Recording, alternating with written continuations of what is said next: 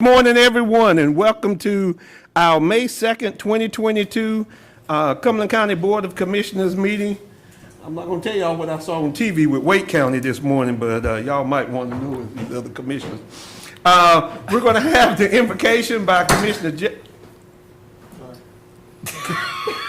didn't recognize him coming in, so you want to make sure. We'll have the invocation by Commissioner Jeanette Council, followed by the pledge. Good morning. Good morning. Join me with for a word of prayer. A brief word of prayer. Heavenly Father, we are gathering today to conduct the business of our county at one of our official meetings.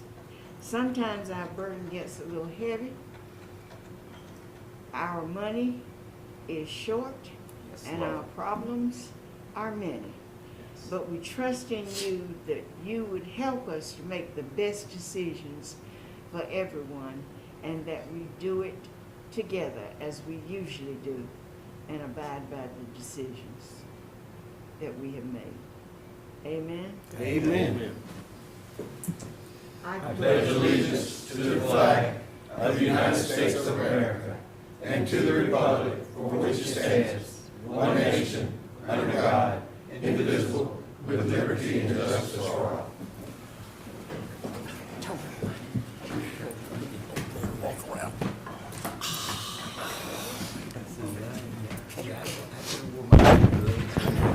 Yeah, there you go. Good morning, everyone, and if I could take a moment of privilege just before we get to the agenda. Today is a special day in many ways. Today is our manager's birthday, so we want to say happy birthday to our manager, Ms. Amy Cannon. Happy birthday to you. Thank you. Charles will probably sing to you.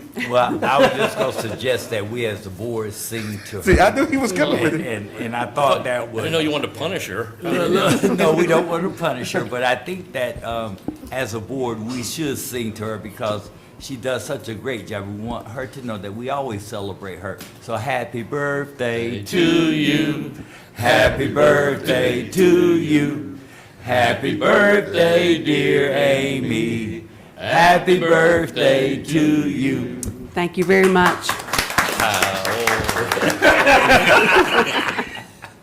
And today, this week always brings has me reflect on things. That's Teacher Appreciation Week, and it reminds me of my mother who taught in the Cumberland County Schools for a number of years. She taught at Washington Drive. J.S. Spivey was, all these schools don't exist anymore, was a assistant principal at Harsis, and then finished out at Edgewood Middle School. And my sister followed in her steps as a teacher, so it is Teacher Appreciation Week. So I would like to, for Commissioner Booth, he was not a teacher, but he served on the school board for many years, so taking care of our children in education. So Commissioner Booth, thank you for what you've done on that Board of Education. Thanks, sir. And Wait a minute, let me finish. I'm not finished, please. I thank you, everybody, though, for helping me out, though. Then, on my right side, that was my left side. My right side, of course, Commissioner Lancaster served on the Board of Education, but he was also a teacher and an educator and a principal in the Cumberland County Schools, as was Commissioner Council. And so I would like to make sure that y'all know that y'all are appreciated on Teacher Appreciation Week. So thank you all for what you do for our children. There is no better. Is it taking? No, it's my card, so they Okay. can call me. There is no better profession than to take care of our children and lead them where they are. So thank you all so very much. And for all the teachers that are listening or have tuned in, thank you. There's not enough money to be able to pay you for what you do, but know that this board appreciates you and appreciates all that you do. So thank you all so very much. I don't know if anybody else wants to say anything. It is Teacher Appreciation Week, and so. Well, if you don't mind me saying this, I think that we all here are products of public schools here. And the instructors and teachers that have taken part to make us the people that we are. We are very appreciative for your continued hard work to make sure that all students in Cumberland County have the opportunity to a very great life because of education. Thank you so And much. Commissioner Booth was on the Board of Education. If you've got a couple of words. Yes, thank you. That was a fast 18 years on the school board. But no matter where you are, what you're doing, if you think back, everything you've done to get to where you are right now is either a handful of teachers or at least one, old Ms. McGillicuddy or Gwen Sykes or, Chuck Stanton. There's just a whole slew of them that roll around in my head as far as folks that made an impact on me back in the 60s and 70s. So wherever you are in your station in life, some teacher kept the lights on burning and kept you pointed going. All right. Thank you, Commissioner Lancaster. And I'd be remiss if we didn't mention some of the outstanding administrators and superintendents that we all have enjoyed in Cumberland County that helped to make this county great in terms of its education of our children. And for all those teachers and for all those kids that tolerated me for 33 years, I want to say thank you. And thanks for teachers who make kids' dreams come true every day. God bless you. Thank you. All right, thank you so very much, and know that we appreciate them. I'll call on the county manager whether there's any changes to the agenda. So we have no changes this morning. Move we approve it as presented. Second. It's been moved and seconded. All those in favor? Unanimous. All right, we have presentations, and I was just trying to figure out who was doing the Family Connects program. I do not And I'm see wondering them. if maybe Ms. Moyer thinks it's an evening meeting. Ah. We will bring her back at a later date and reschedule that, All Mr. right. Chairman. Thank you, Madam Manager. I was just looking around the room. Looks like all of them, everybody in here is ours except for the press over there, and we always like to have the press around. They'll tell the story correctly. I'll call on the county manager to present our next item, which is the opioid settlement, and I have to thank staff. Oh, here she comes right in the room right now. I'll tell you what, Ms. Moyer, what I'm gonna do is give you just a minute to get, I'm ready. you ready? I'm ready. All righty. I apologize. That was a long lineup out there. Always on It's a very Monday morning. popular place to be on Monday morning at 9 a.m. You could pull that microphone down just a little bit. You mean my voice isn't loud enough in general? So I'll start with the manager to introduce our presenter. Yes, sir. This is Sharon Moyer from the Partnership for Children, and she wanted to provide an update on a new program that is just getting underway, the Family Connects program. Thank you so Welcome, much, Sharon. Manager Cannon. I appreciate it. So good morning. Good morning. I hope you're all having a great day today. As Manager Cannon said, I'm Sharon Moyer. I'm the Community Engagement Administrator at the Partnership for Children of Cumberland County. Commissioner Council knows us very well, don't you? So, and we thank you for all your support in the past as well as Ms. Cannon. So as you probably know, the Partnership for Children was founded as a public-private nonprofit in 1993 out of then Governor Jim Hunt's Smart Start initiative. This initiative's core vision is to ensure that every child has the support that they need to enter kindergarten healthy and ready to succeed. In 1993, Cumberland County was selected as one of the 5 pilot programs for the Smart Start initiative. Since 1993, we've been serving families in our communities in a variety of ways, and I know that each of you shares our vision for Cumberland County. Our vision is to be an economically prosperous community where families are successful and children thrive. To play our part in this vision, we focus on support for families with children birth to 5, and our board has set priorities to provide services and support that advance the well-being of children, strengthens the early care and education system, and empowers families. So April of last year, just a little bit over a year ago, I stood right here and told you that our organization was selected to pilot a universal home visiting program for families with newborns called Family Connects. This program would serve new families in Cumberland, Hoke, and Robeson counties.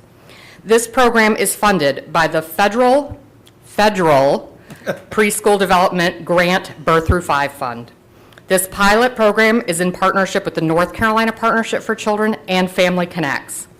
This Family Connect model has shown to increase positive parenting, improve home safety, and reduce emergency room visits and hospital overnight stays by 50% in the first year of life, reduce postpartum depression and anxiety in mothers, and decrease the investigation for suspected child abuse and neglect by 44%.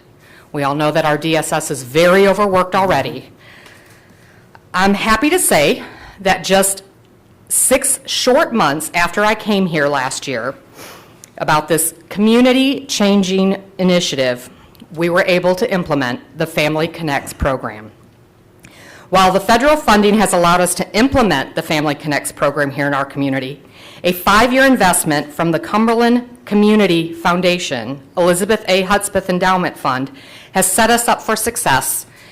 And what didn't feel like it, but really was, a relatively quick implementation. We're also grateful to the support from our friends at Cape Fear Valley Health System. They've allowed us to call right into the mother's rooms after giving birth. And let me just say, that isn't just Mike Nagowski. That is Mike Nagowski and everybody in that hospital when it comes to maternal health, newborn health. They have been phenomenal. And then we also have a wonderful nurse partner in 4C. On October 4th, we implemented the Family Connects program, and on October 25th, specially trained nurses from our nurse partner 4C conducted the first virtual in-home visit. During the visit, the nurses are able to assess the newborn, address postpartum health concerns, respond to immediate needs for support and guidance, such as breastfeeding and home safety, and links families to community services. The program provides between 1 and 3 free visits, beginning at about 3 weeks of age, regardless of income or risk demographic. And here are some numbers. That's what we all want to know, right? We have a lot of babies born here in Cumberland County, and we see that on paper, and we know that, but until you're actually in this and you're wondering how on earth we're going to see all these children, it can be a little overwhelming. So since October 4th, 2021, we have had 2,042 children born at Cape Fear Valley. That's a lot of babies. So think about that. I'm going to go a little off here, but think about that when we're talking about childcare and when we're talking about public education, K to 12 as well too, what that means down the road. Of those children, 1,751 qualify for a visit, meaning they reside in Cumberland, Hoke, or Robeson counties. Not that the other children aren't important, but we have to start somewhere. So of those over 2,000 children, 86% of them qualify for a visit. Of the 1,751 who live in the catchment area, less than 200 have said they don't want to visit. That means 11% have declined to visit. That's pretty big, isn't it? I mean, not of the declines, but of the, you can do the reverse math there, right? Math, yes. What is that, Adams? Oh, don't get me started. 89%. 89%. I got my 89%. teachers now. My teachers took care of me, 89%. There you go. There you go. As of Friday, April 29th, we had completed 597 visits and have had made more than 800 referrals to those families. Those referrals, the top one is about household safety. The next is parent-child relationship and parent well-being. Maternal mental health is also an issue that we see coming to the forefront. We have nearly 500 more visits scheduled or rescheduled, and the remaining families are in queue for scheduling. I'll be passing out some information which includes a bedside card. This card is given to the new moms by the nurses in labor and delivery. And with the support of Cape Fear Valley, as I mentioned before, our recruitment team is able to call right into the hospital rooms and arrange those visits before the mothers ever leave the hospital. So we know that this program is already positively impacting families in our community and changing the lives of children and families so that hopefully one day we will see our vision of an economically prosperous community where families are successful and children thrive. And I'm happy to answer any questions you might have. Anyone have any questions? Mr. Booth, Commissioner Yes. Booth. Now that we're, I don't even want to jinx it and say it, but now that we're on the downhill slide of COVID and masks and stuff, at some point, will the virtual visits ever become Yes, live? yes, actually, Okay. absolutely. So we are on a 30-day plan right now. Cape Fear Valley has given us the go-ahead to start planning for recruiting on the floor, so that way our recruiters will actually be in the hospital and be able to talk to the families, and then, of course, in-home visits as well, too. Now, the pandemic made us move from, in person to virtual, and I'll tell you what, when you have a new baby in your home, there's a little bit of chaos. I think most of us know that. And so we really want to make sure that we're still No, I'm looking at Mr. Jermaine, who's got a newborn, and he's shaking his head. Yes, that's our engineer. He knows, doesn't he? Yeah, I think we all know. Yes, we do. But we realize that the program is only going to be successful if we meet families where they are. So while obviously our nurses would prefer to do an in-home visit, because then they can weigh the baby and actually visually see the baby, we also know that some families might not be comfortable with that. Especially families that might be homeless and are living in a hotel or living with a family member. So we're going to work real hard to meet families wherever they are, whether that means a virtual visit or an in-home visit. Well, as I'm saying, even if it's not eliminated, I think the virtual is great to at least get your numbers. You can make the personal little notes. Yep. If somebody's avoiding eye contact with you and you say, "Do you know how to raise a child?" They go, "Oh yeah, I'm fine." And you're like, "All right, we may want to go back and see her when she's not on camera or something, one-on-one or anything." But that's Absolutely. great. My last question is, you said that one of the things you're trying to do by, I think, 42% was postpartum depression. Yes, absolutely. Where did you get your initial starting figure so you can see how you're attacking it? Is that something Sure. that OBGYNs are reporting to you? So- Mikowski and staff are reporting? I mean, So this program was founded by Dr. Kenneth Dodge at Duke University and started about 12 years ago. So the first, it's still ongoing, but the first 8 to 10 years really focused on randomized control trials. And so they were able to monitor and do the research. I can't explain all the research because, Okay. I'm not I a didn't know fellow if like it was that, but I didn't know if it was our statistics or that in a demographic similar to North Carolina, we should have 42% It- experiencing it. So let's see if we can't get it down and then start counting it. yeah, so this is an international program. It is primarily in the United States right now, but the past 12 years of research has shown that that's what that is. So that is a nationwide. Thank you. Good luck. You're welcome. Thank you. Any other questions? Thank you so very much, and Thank you. congratulations so far, and we look for the success of the program. It is really, really exciting. So thank you so much for your time today. I appreciate it. If you hand those to the clerk, she'll make sure we got them.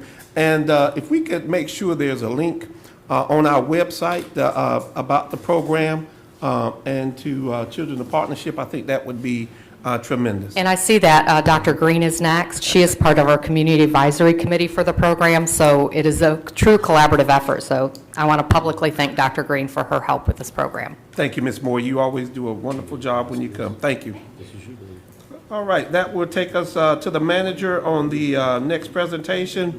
I think that's the opioid, and I just want to thank staff and Dr. Green. I think they've been meeting for 2 years, even before the settlement came out, dealing with opiates. I think last year, then Chairman Evans brought the group together, had a conversation about it in the community. So we are well ahead of hopefully some other counties in terms of the opioid settlement. Madam Manager. Yes, sir. Thank you, Mr. Chairman and Commissioners. We've asked Dr. Green today to come and give an overview of that settlement planning process. And there is a very defined process from a planning perspective and also how you actually expend the funds. And so this morning, Dr. Green is going to give an overview, but next Thursday, she's going to come back at your agenda session and seek your input and feedback, but we wanted to set the foundation this morning. And with that, I'm going to ask Dr. Green to come forward and share her presentation with you.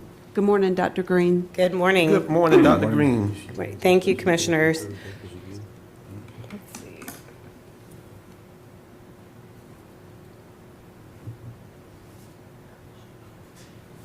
There we go. All right. So some of this you may have heard already, but for the benefit of the press in the room and for the public, I want to do some level setting on the opioid settlement funds and make sure that we have a little bit of background information, and then I'll talk about what we have already done and then some next steps. So last July, about a year ago, Attorney General Josh Stein announced to the public that North Carolina was a part of a $26 million agreement that is going to help communities in North Carolina address the opioid epidemic. And this was a result of settlement funds from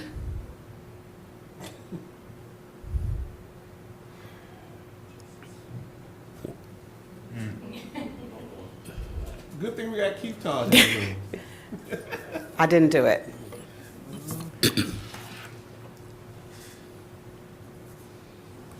I didn't touch anything yet, Keith.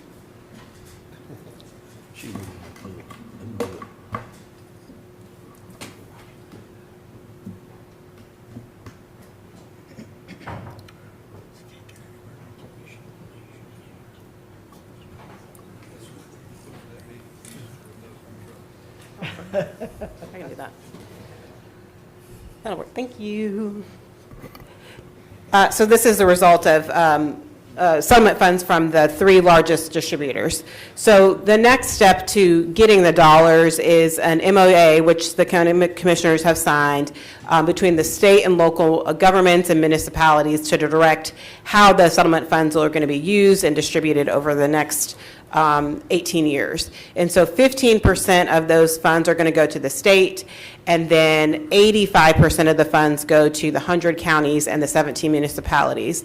And so for Cumberland, that means $17 million, almost $17 million, are coming to Cumberland County government, not the geographic Cumberland County. An additional about $2 million are going to goes to the city of Fayetteville. So I'm going to talk about the Cumberland portion right now. And again, I mean by Cumberland, I mean Cumberland County government. Question. Yes. The first slide, it said 26 million. Billion, I'm sorry, there's a typo there. Yeah, Yes, that's a sorry. big one. Sorry. I just says a holdover from my slide. I realized as I was talking. Sorry, $26 billion. And then 16 million of that, I apologize for that. 16 million is going to come to Cumberland County. The funds are what the state is calling front-loaded, and we'll talk a little bit about what that means. So it's not 16 divided by 18 years. It is a little bit front-loaded. So what that looks like, this is from the opioid settlement funds from the state.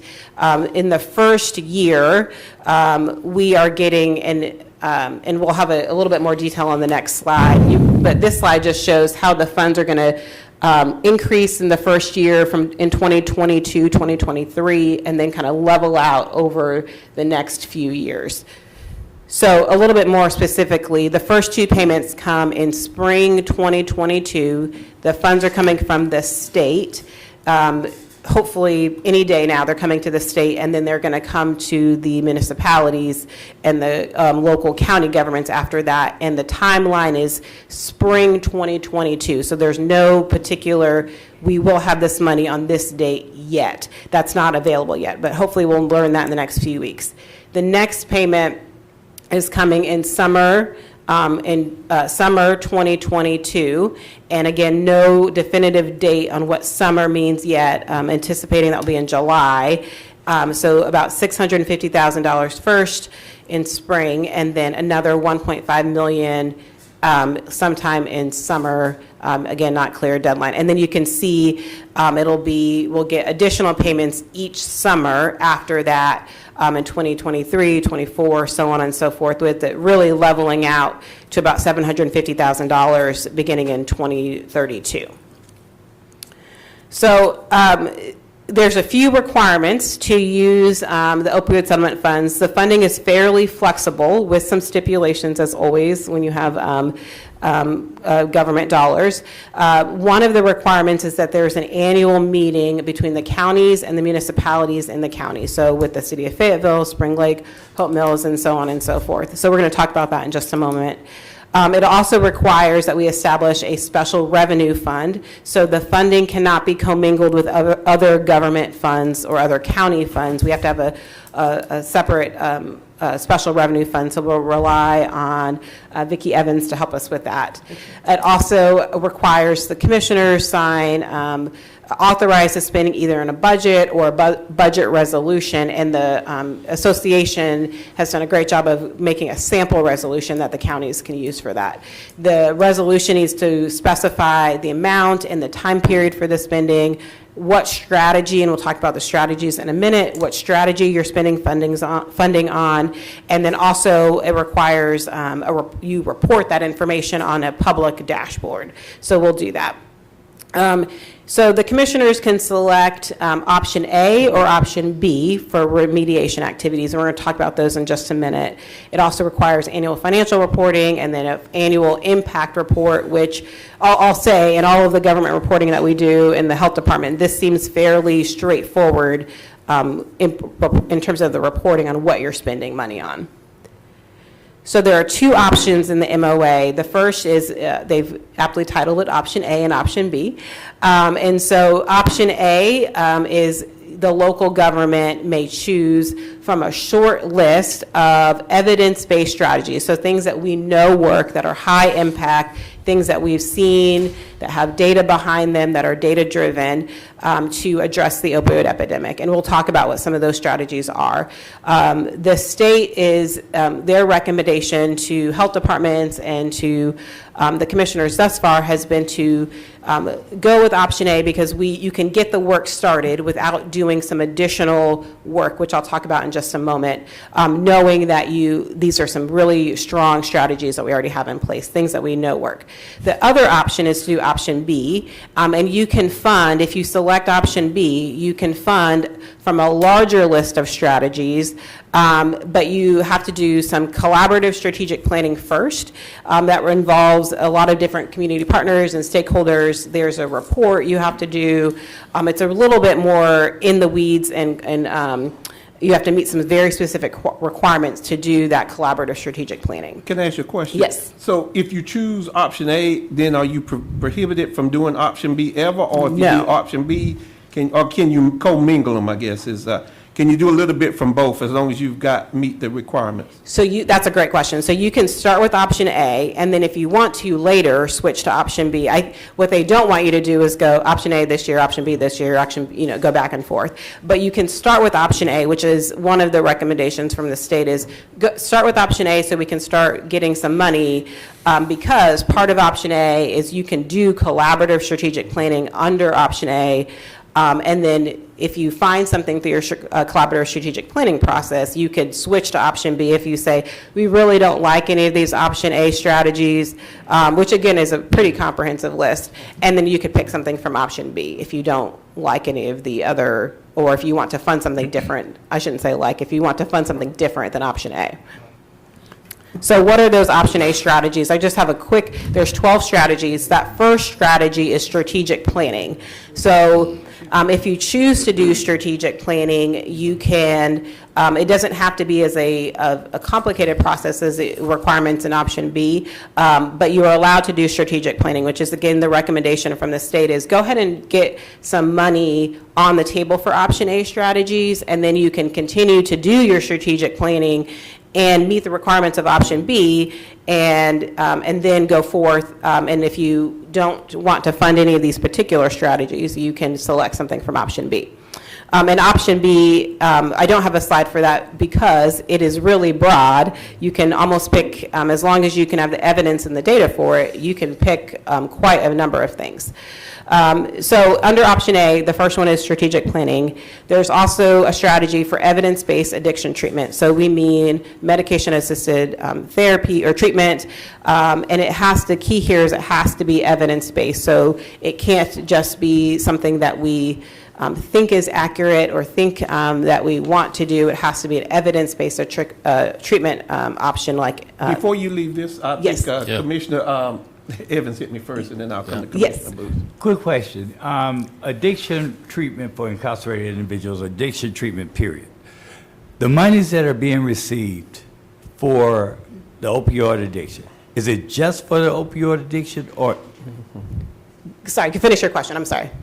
is it just for the opioid addiction, or is it for any other substance abuse problem that you may have?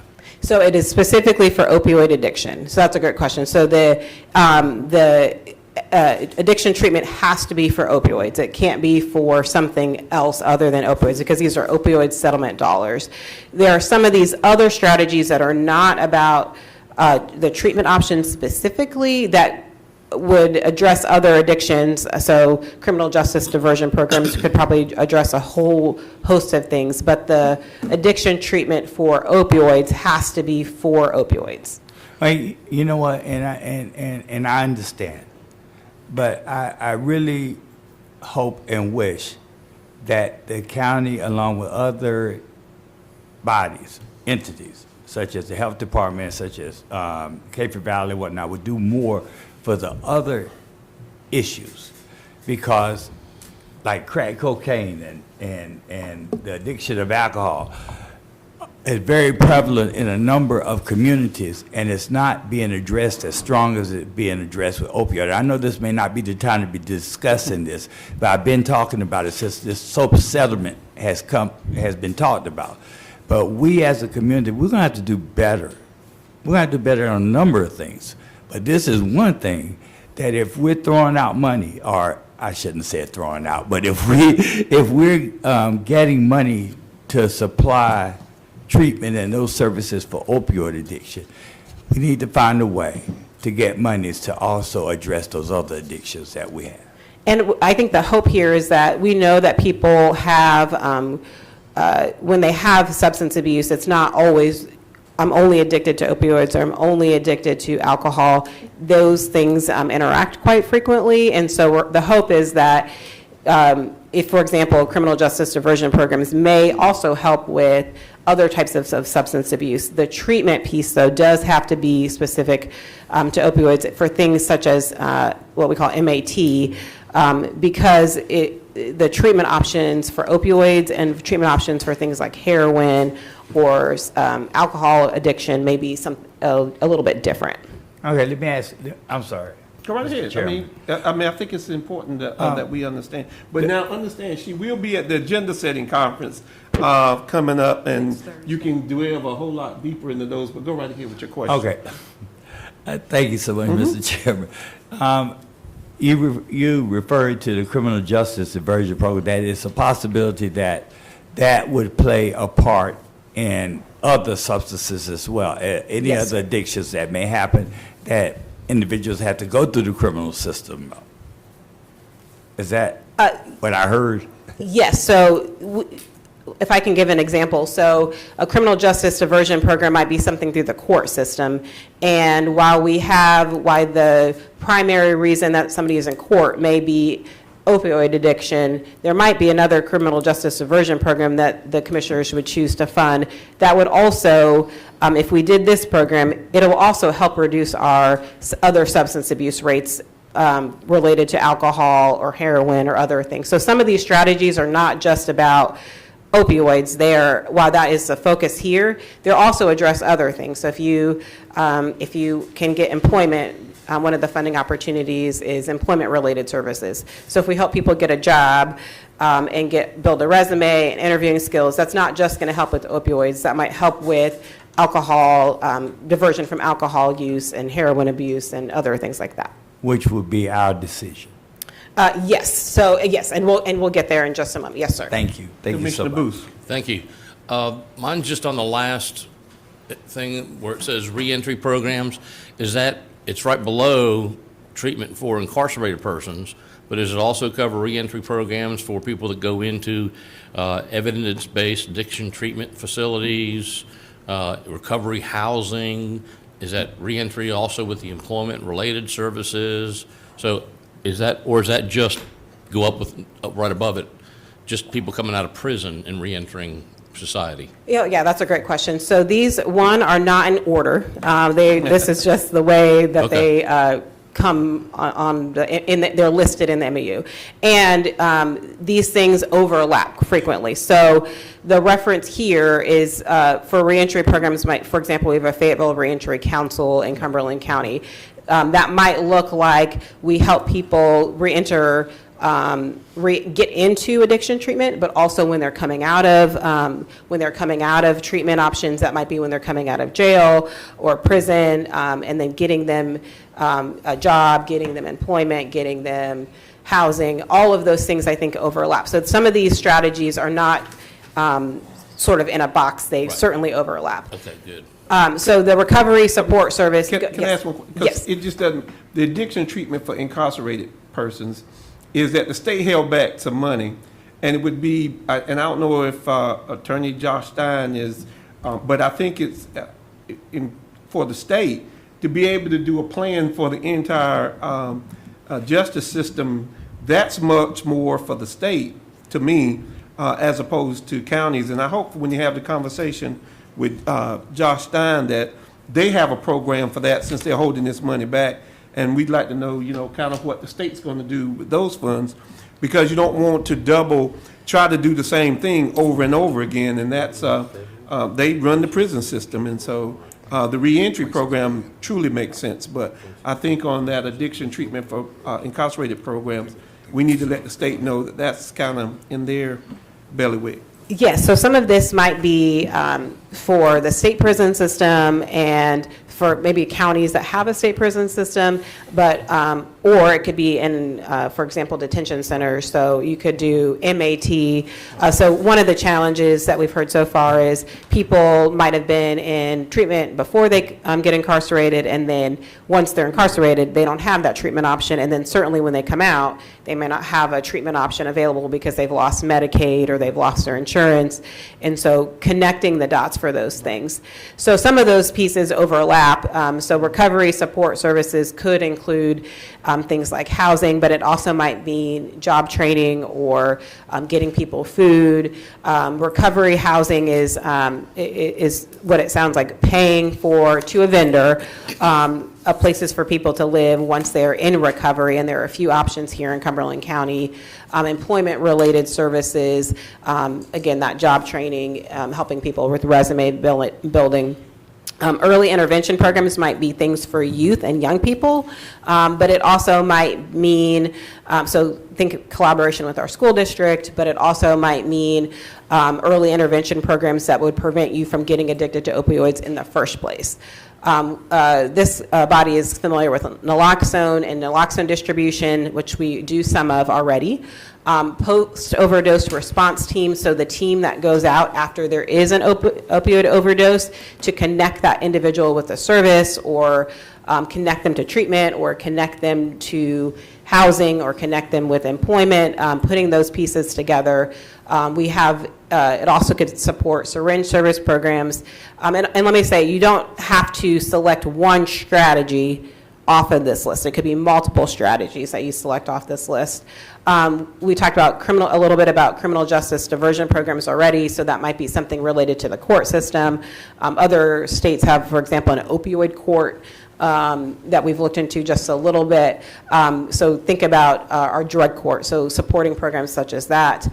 We've talked already about addiction treatment for incarcerated programs, and then reentry. So think about, you get out of treatment, and then I need somewhere to go and somewhere to be, and I need a person, a social worker, someone to help me guide that, or someone that I'm getting out of from being incarcerated, and now I need someone to help me get back on Medicaid, help me find a job, help me find a place to live. And so re-entering the rest of society. So those are the options, the option A. Again, and then option B, I'm going to go back here, is you could, if there are things on that list that you want to do separate from those 12 options, it requires you to go back through a strategic planning process, a collaborative strategic planning process. You have to have somebody that is in charge of that strategic planning process. You have to do some community and stakeholder input. There has to be a report that gets filed with the state. We do some root cause analysis. It's a more in-depth process. But if there are things on this option A strategy that you want to do, you could go ahead and select option A, fund some of these things, and still do option B at a later time. You got Commissioner Keefe has a Yes. question. Are you finished? I have not yet. Oh, well, I'll wait till the end. I'm sorry, I thought we were at the end. Sorry, not quite yet. So this is the piece that we wanted to highlight today. Is so we, about a month ago at the Health Department, we had some initial, gathered a group of stakeholders to get some initial feedback on the strategies, recognizing that this lies with the commission. And the primary purpose of that meeting was really to strategize on getting community feedback. So we presented essentially what we just presented to you, and then to say, we know that this is ultimately up to the commissioners, but we want to be able to present them with a comprehensive a package of feedback that we've gotten from the community so that they can make their decision.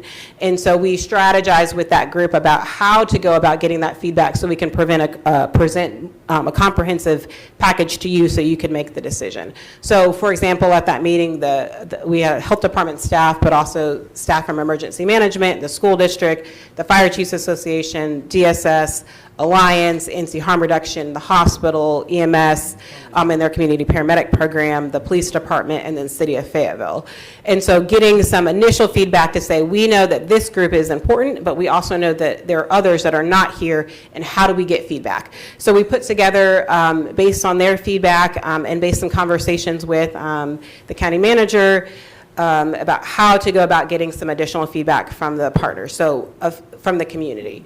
So one, we want to make sure we have a lot of data already. So we have data from our community health assessment. The Cumberland Crisis Collaborative has a Cumberland crisis plan already. The state has an opioid and substance use action plan already in place. This is going to seem a little odd, but the state also has a viral hepatitis plan. And if you think about how hepatitis is transmitted, those things overlap quite a bit. So there's some alignment in all of these different plans. And so our plan is to make sure that we align and we're not duplicating when we present the options to you. So when we want to do a series of stakeholder feedback meetings, and I'll get to those in just a moment, but when we get feedback, we're asking questions like, what of those strategies are already being implemented? Who is doing them? What's the current capacity to implement those? Which ones have enough money and support? Which ones could be expanded? Which ones could be enhanced? What are we not doing? Where is there opportunity to implement new strategies? And I'll tell you, based on those 12 strategies, most of those are already being implemented. They just need capacity. They need funding, or they need staff support. And where are we opportunities for collaboration? So as Commissioner Evans said, we don't duplicate something that's already here. And then we're going to be asking partners to prioritize strategies so that you have a good idea of, in the community, which strategies do people prioritize or want to know the best. So we're going to ask them to do some voting on which ones are which ones could be the priorities. So we did, here are some initial meetings that we have slated out to do. The Justice Services Advisory Council, JSOC, that group, we had a very timely meeting. They happened to be meeting, so we got some feedback from them. We had an initial meeting with the sheriff, and we'll be going back to the sheriff's team. The Crisis Collaborative, which meets monthly, C4 meets monthly, so we'll be getting feedback from that group. We'll be at the Mayor's Coalition meeting on Friday. Cumberland County Schools, we're working on getting some initial feedback from them and their parents. We want to also get feedback from people that have lived experience. So maybe had previous opioid use in their history, or maybe some active use. And so Methodist has a smart recovery group already. So we're going to collaborate with them to get some feedback from folks that have a lived experience. And then our military partners as well, we already meet with them on a regular basis, so we'll be getting some feedback from that group as well. And then we want to do a series of community meetings. And so I mentioned that one of the requirements of the funding is to do at least a meeting annually with the other municipalities. So we'll do that during the Mayor's Coalition meeting. But then we also want to have a series of other community meetings at the library. So we'll do that. Our plan is to do that in the month of May, at the end of this month, and then June as well, navigating around your budget meetings so we don't overlap and conflict there, and our Board of Health meetings as well. So we'll do one in the city of Fayetteville, the city of Hope Mills, Spring Lake, and Eastover, which is, in Eastover is a spot where in the community where we actually see an increased rates of opioid use. We'll make sure we do invite communities to attend. We'll work with our PIO office to make sure public members are invited, and then also that it's available for the public as well.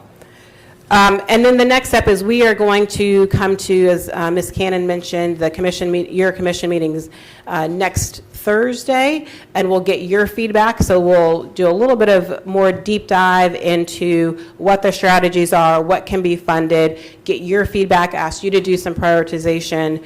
We'll do all of these community meetings and stakeholder meetings. We'll kind of package that up and let you know what the priorities were from the public, from these stakeholder meetings, and then we'll give that back to you so that you can make some decisions about which things could be funded, which things, which priorities and strategies you want to implement, and then we'll work with Vicki and her team on the budget resolution based on your feedback. So that's the general idea, and then certainly we're open to feedback and questions about the process, and making sure that we're getting plenty of feedback from the public so that we can give that back to the commissioners. Commissioner Keefe.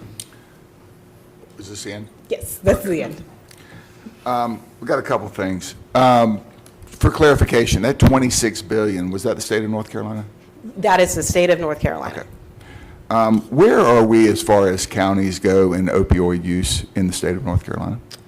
So that's a little bit hard to answer right now. We're at the top. We're not the highest county for opioid use. We're actually one of the higher counties that are getting more money than many other counties are, which is an indicator to me based on our population size and our opioid data. While we're not the highest in opioid overdoses, that we, depending on the metric that you look at, we do rank higher for opioid use, higher than the state. Well, in appreciation to my high school math teacher, I did the numbers, and we're getting like less than 0.1% of $26 billion coming to Cumberland County. How is that number justified? I was going to give you an idea. Let's see if I can tell you. And to Commissioner Chairman Adams' comment about the states holding some back, it seems like it's more than some. They are holding, they are taking 15%, and the state is doing some programming as well. So they have a few RFPs out now for other community partners to get some settlement dollars. So their portion is 15%. And then, let's see if I can tell you, I think we are actually we're the second highest funded, but every county is getting dollars. So every county is getting, all 100 counties and then 17 municipalities are getting, and we can get you the funding formula that's included in the MOU. The math doesn't work, but if you tell me that that's how it is, I can take a look. Just by of what we're saying, going up to $26 billion over time. But regardless of all that, Dr. Green, are we finding out most opioid, we keep talk about opioids. Opioids, by and large, are legal prescription drugs. Are we finding out that this is more illegal addiction, or are these as a result of prescription drugs that come about? Both and. So Okay. oftentimes addiction can start with a prescription from a medical provider. Maybe you had a knee surgery or you got in a car accident, Sure. you got some legal prescription, and then that turned into addiction, which could turn into something more illicit use. And we're seeing a lot of deaths due to fentanyl in our community. And so while it may have started with a legal prescription, it is now moved into something that is illegal. Well, I was going to ask you, is the fentanyl and the heroin deaths going to be included with this? Because a lot of times that becomes a substitute. Yes, so if we are addressing fentanyl, then yes, that is included. And so that's why, to Commissioner Evans' comment about, is it just for opioids? The short answer to that is yes, but there is a lot of overlap, whereas we address employment issues, then we are, in housing, we're also addressing things for heroin and alcohol use. To Commissioner Evans' point, he's asked that same question for the last 4 years, and every time C-Fort has come, they said that it could be used for other addictions. They've said that. Am I right? Okay. So these for these dollars, my understanding, and we will go back. I think you're right. I think they just wanted to tell them okay. But I think you're right. It does do that. I guess my biggest issue with Plan A is almost everything on that whole list was post-addiction programs. There is nothing on there that talks about the doctors prescribing the medication. There's nothing in there that's talking about the education to the patient who is going to be getting that. There's nothing we've all heard our whole life, an ounce of prevention is worth a pound of cure. We're at millions of pounds of cure right here. And just based on my limited knowledge of addiction, once people are addicted, the chances of getting them off addiction decrease significantly than if they never got on addiction. So I don't understand why so much is on the post-addiction side of it instead of the preventative side of option A. And maybe that's an option B program. I don't know. Go ahead. So you can. So that would be under the early intervention program. Right. So the education. Yep. So all of what you just talked about would be under the early intervention programs. Okay, but that's early intervention. That's Okay. That's 1 out of 10, but 1 out of 9 or 10. But my problem. If you want to change the output of society on opioids, it comes through education, and it comes from the medical field not feeling. People get hooked, and then they start looking for other other drugs to cure their addiction. Sometimes it may be alcohol, sometimes it may be crack cocaine, sometimes heroin or whatever. They're not going to just stop if they can't get it, right? Right, so that's the piece about we want to do the education, we want to do the early intervention, and then the state would also like to fund strategies. So if you were already addicted, that would put you into treatment like MAT. But the early intervention part, it is one of the strategies. But I want to be clear: the state is not saying that you have to fund all of the strategies. Right. You could put all of the money into early intervention programs if the commission so chose. Okay. I'm going to follow up with a little about my frustration, because in 2018, this board got a grant for C-Fort, and they have come to us a number of times, presented, but I have not seen a plan or an execution from C-Fort yet. They had like 40 people on their board, and I think that once you get that many people, opioids affect everybody. It's just not the health department. It is DSS. It is the school system. It is the detention center. It is the hospital. It is, the court system. All of these things are the tentacles of opioid abuse go out and reach everybody. I was a little reluctant when I heard that the health department was going to be in charge of this, only because you singularly look at the health of it, but it is a global issue in our community. And when 2018, when we first put up this group to start looking at it, it's been 4 years, and according to the state of North Carolina, we've had 2,000 overdose deaths since that time, and I just haven't seen a viable program coming forward on this. So I'd ask you, with all these meetings and all these plans that when are we going to roll this out, do you believe? So, I think, can I answer two parts of that question? Okay, so a little bit, the rollout of this depends on what the commissioners decide. So if you select option A, once the money is in hand, you can start spending that immediately. If you select option B, then that takes a much more longer-term strategic process, and if I had to give my best public health estimate on what that would take to finish the strategic process as required by the state, that would be several more months to do that. So the part about C4, there's a few things that primarily the funding now is coming through a Department of Justice grant, and that grant is doing a couple of things. One is supporting a health department staff member in their time.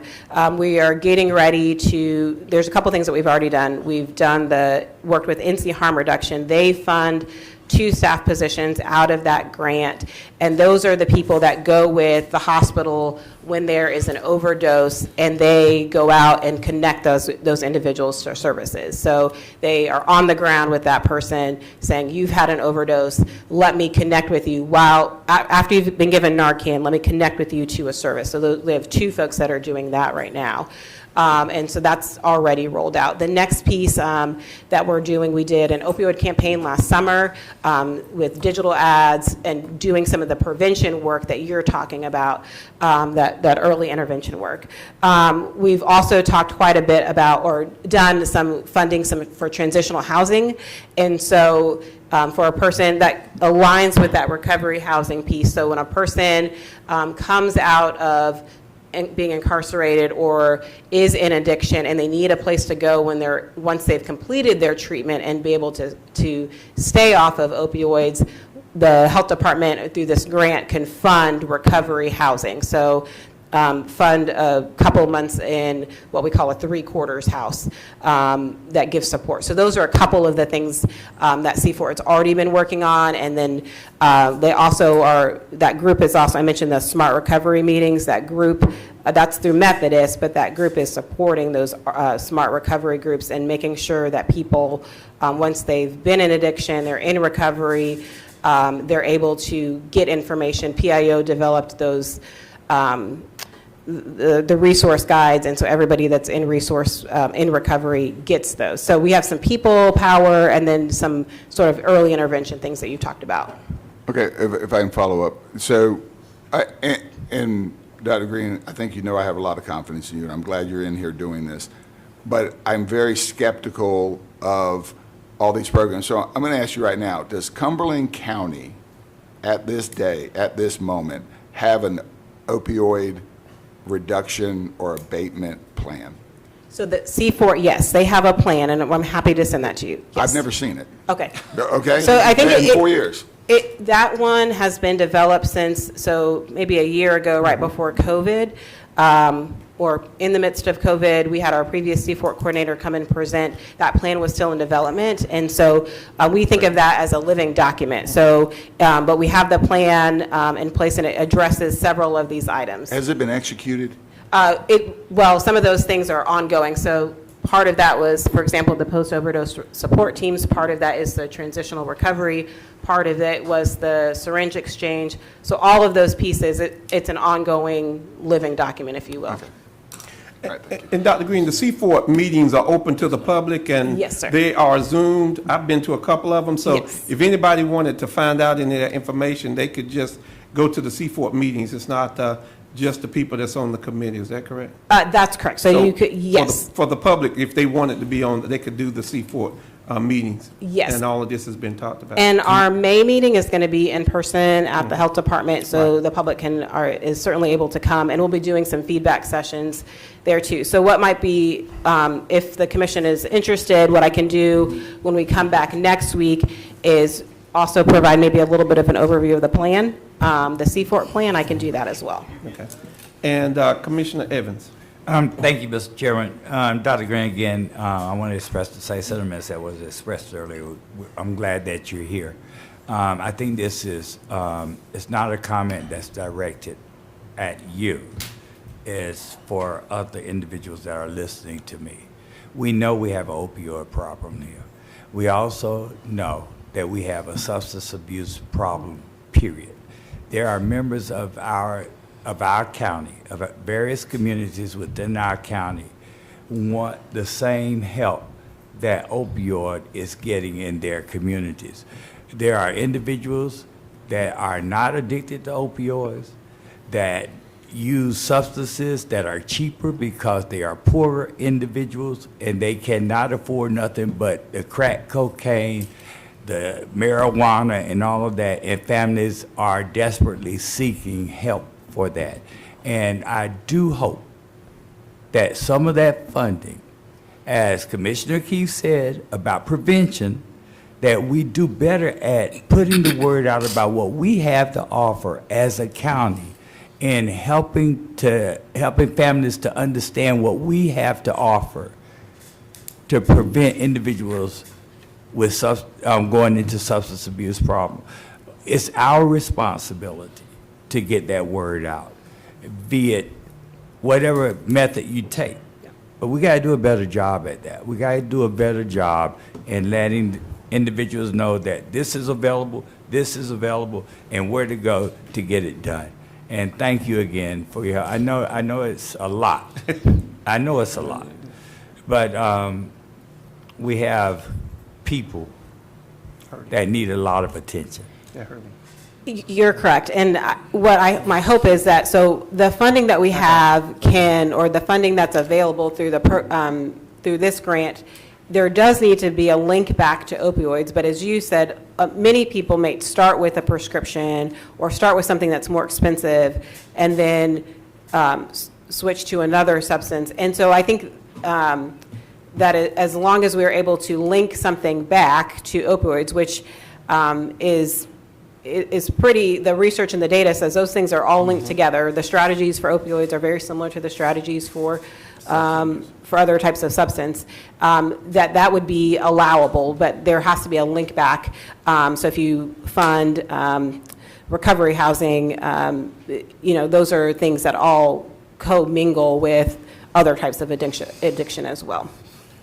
Commissioner Booth. Thank you. I may have seen it or supposed to have seen it, but a lot of times we get updates that are kind of in different orders, but what City View's doing today, what the Fayetteville Observer's doing today, things that may interest the Fayetteville area, and then 2 hours later we get it from a different employee in different orders, and if I start reading and I feel like I've already read those 3 or 4 already, I may stop. Can we put the Seafort thing on our link? Because I don't know where he got that, but I'd like to do it, especially if it's from Zoom. I think parents and family members of maybe young folks, 19, 18, 17 to 23, when their behavior starts changing and the parents are starting to go like, I don't know, there's got to be something going on, and they watch the program and see, is your child now doing this? Did he used to, spend daytime hours here, now is he spending nighttime out? They can start watching the signs and says, for further help, contact, and then they'll get the feed in on someone who's looking for help rather than go look for people to help the people that are screaming for it. Yes, so we can work to get, I believe those meetings are already on the website, but they have not been, they've just been offered through Zoom. So we can work with PIO, and so to the other part of that, I'm going to imply a little bit here, but we also have done May is Mental Health Month, so we've done exactly what you're talking about to get some advertisements out to schools and to the community at large about these are the signs and symptoms that or maybe not symptoms, but these are the signs you might look for. Here's where to call for help, connections with the National Suicide Hotline.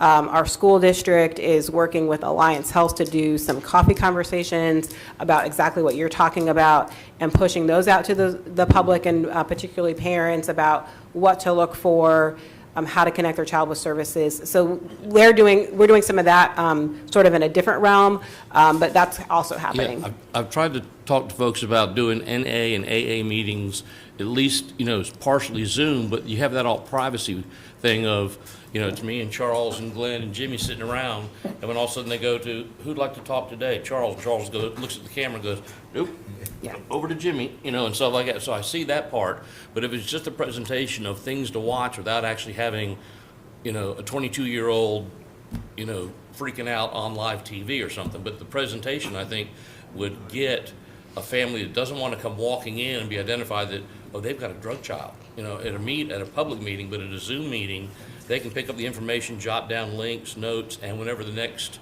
appointment area is, or the contact person or something, I think you'd get some folks that are on, like Charles was talking about, that are on the edge before it becomes, they get 6 strategies, they haven't even one. Stop. And I think Commissioner Evans has one last question. Yes, sir. And it's not a question, it's a statement, because Commissioner Booth made me think about this. NAAA, Al-Anon, Nananon. I would like to see the Cumberland County Health Department have those programs access to the citizens of Cumberland County. That doesn't take much, just a little time, an hour a day or whatever. But I think that would be a good start in prevention and helping those that are already addicted. So one of the things that we do, so that's a little bit about the Smart Recovery, and that is a C4 project. So that's something that we can definitely make sure that we look at. Our board is doing their strategic planning right now, so we'll make sure we take that as well. I appreciate it, thank you. I have one question, one comment, and I'll Yes, be sir. through. I saw you had on there the city of Fayetteville. Did that include the police department? You actually had the sheriff's office listed out, but you did not have the city of, the police department, I don't think, or did I just miss it? It was on I saw the city of Fayetteville, so it was on there. Yes, so they were there Okay. when we did sort of our Fayetteville initial Police feedback, Department. yes. And Okay, I then see it. Chief Hawkins was at the Yeah. JSOC meeting. Okay. Yes, sir. And this does not go to you, Dr. Green, but, one of the things as being an attorney is that I think, and not necessarily what Commissioner Evans was getting to, but, when people were using cocaine and crack and everything, they criminalized it. Yep. And they sent folk to prison for it. Yep. And because it's an opioid now, they want to not criminalize it. It's a treatment thing. I think that sends a clear message to America and to the nation of what happens when it determines who's using what to be able to do that. I think that substance abuse is substance abuse. People are hurting. Doesn't really matter who you are. And to criminalize part of it and not on the other part is just a tragedy for this nation. I hope we, as a county, don't get to that point. Talking to our district attorney and our law enforcement in terms of that. Thank you so very much, and we look forward to hearing from you on our agenda setting conference. And I saw all the things that you got to go back and repair. But Yes. we've heard that part, so that's good. Thank you. Thank you. Thank you, Commissioners. And Mr. Chairman, thank you so much for that closing statement on that. That will take us to the consent agenda. I would ask as to, before I get to the manager, from G to N, which is the approval of all that, we're going to be talking about that at the agenda setting conference.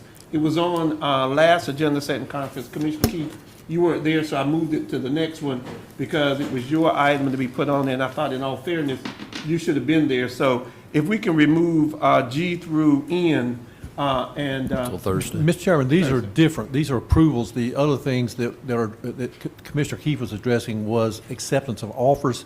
These have already So- been advertised, gone through the process. so we've and already wrapped up. accepted these. Yes, So yes, these are yes, the sir. approved, these are ones that we've already done and Yes, not sir. the new ones in the pipeline. You've accepted these offers Okay. and they've been advertised. Yes, sir. Okay, so they've already been done. All right. So, Madam Manager, I'll take you to the consent agenda. Thank you.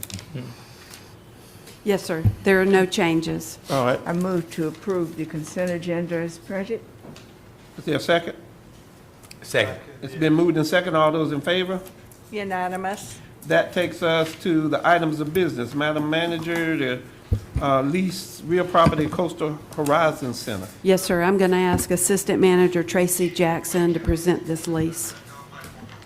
Good morning, Mr. Chair and Commissioners. This lease was taken to you at the March 21st, 2022 agenda session. The intent to lease was advertised. This is for Coastal Horizons. They provide treatment accountability for safer communities, or TASC for short. It's a program that takes justice-involved individuals with substance abuse, mental illness, and they provide treatment services. This lease, it was outlined in the agenda packet, and it is a renewal, so they currently occupy the space. and we're just asking for approval of the lease today. Are there any questions? If not, I'll entertain a motion. Commissioner Commissioner Booth. Yeah, where is the property and what's the lease? So the property is located at 412 Russell Street. That's in the called C5 building, Cumberland County Community Corrections Center. It's in the same building with county pretrial services and state probation and parole.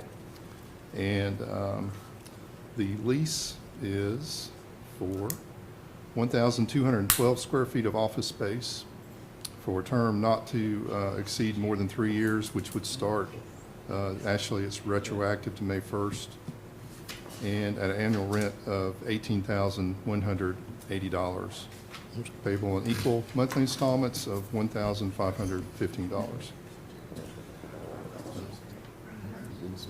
Yeah. I got a question. Commissioner Evans. Thank you, Mr. Chair. Coastal Horizons Center Incorporated, what's that? So they are a nonprofit that is based in Wilmington, and they provide these services here locally. He wanted to know what services, I guess, is what. Yeah. What services? Well, the primary service is that the task service, the treatment and Treatment alternatives to street crime, Okay, okay, Okay. substance Okay. abuse services. Yeah. okay, thank you, thank you so much. yes, Commissioner no Keith. problem. Yeah, real quick. So we're leasing to Coastal. Excuse me. Okay, we're leasing to Coastal, basically. They're going to pay us $15 a square foot, and are we going to be taking care of? Not 18,000 square foot. No, it's $15 a square foot, $18,000 a year, which is a good rate. But does that? What else does that include? Are we responsible for obviously the utilities, because it's a joint property, right? So basically, we take care of the maintenance of the building. There are multiple tenants in that building, so we maintain the building. Right. They pay the utilities. We provide custodial. I We mean, provide it's custodial. It's not terribly different than the other leases we have with other groups. All right, thank you. Commissioner Council. I've already looked at that. It was exactly as printed in our agenda packet. That's the resolution we're supposed to offer. Yes, the resolution to release that Resolution. person. I can't reach it now, but I did read it. I moved that we approve this as presented. Can I get a second? Second. It's been moved and second. All those in favor? Unanimous. That takes us to consideration of the submission of the program year 2022 Community Development and Annual Action Plan. Yes, sir. I would ask our Community Development Director, Ms. Dee Taylor, to come forward this morning. Good morning, Commissioners. Good morning. At the April 18th Board of Commissioners meeting, I requested that the board hold a public hearing on the program year 2022 annual action plan. This is a document that we have to submit on an annual basis to the U.S. Department of Housing and Urban Development, and it basically describes the funding resources that we anticipate receiving and how we plan to use those resources to address the priority needs in our community. And when I indicate priority needs, I mean housing, homelessness, public facilities, infrastructure, and economic development activities. As I mentioned at the last meeting, we did put an ad in the public notice section of the Fayetteville Observer informing residents about the public hearing, as well as the public review comment period, which was a 30-day comment review period on the action plan.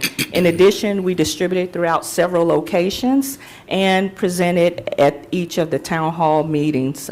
So with that said, I'm asking the board to approve the submission of the program year 2022 annual action plan to the U.S. Department of Housing and Urban Development. Thank you. We heard that at our April 18th meeting. Commissioner Council. Yes, and you had already given us detailed information, and it was also in our agenda packet. So I moved that we approve the motion as suggested. Just a second. Commissioner Keith. Yeah, I have a question, and I'm going to support the motion. But once again, I don't know if we're getting it out to the public. This was done to the Fayetteville Observer on 3/20, classified. I'm just curious, you had 1, 2, 3, 4, 5, 6, 7, 8 town hall? Yes, we presented each of the town hall meetings. What kind of response did you get at the town hall meeting? Well, there were more questions about the programs, how, Personnel-wise? Tell me how many people? How many people came out? to each, well, we piggyback off the town hall meetings, so each. Oh, okay. their So board you do it meeting. Yes. in accordance with those? So we can make sure we okay. had an audience as Okay. well. All right, thank you. All right, it's been moved and second. All those in favor? Unanimous. All right, that takes us to the nominations. I'm call on Commissioner Evans, if you nomination for the Alliance Health Board of Directors. Thank you, Mr. Chairman. We have one vacancy for the Lions Health Board of Directors, and we would like to nominate Vicki Evans. Okay, Vicki Evans is the nominee for the Alliance Health Board of Directors. Thank you. Okay. I appreciate it. Appointments, and I'll call on Commissioner Evans for a motion for the appointment for the Human Relations and the Home and Community Care Block Grant. Yes, for the Human Relations Commission, we have Abram Flores. If I can get a second? Second. It's been moved and second. All those in favor? Unanimous. The Home and Community Care Block Grant Committee? And we have Devin Traeger. To Is the that right? Aging Service Provider, Aging yes. Service Provider, yes. Is there a second? Second. It's been moved and second. All those in favor? Unanimous. Is there a closed session item, Madam Manager? No, sir. Well, then I will entertain a motion to That we adjourn. adjourn. It's been moved and second. All those in favor? That is Unanimous. unanimous. Mr. Chair, the ARP meeting will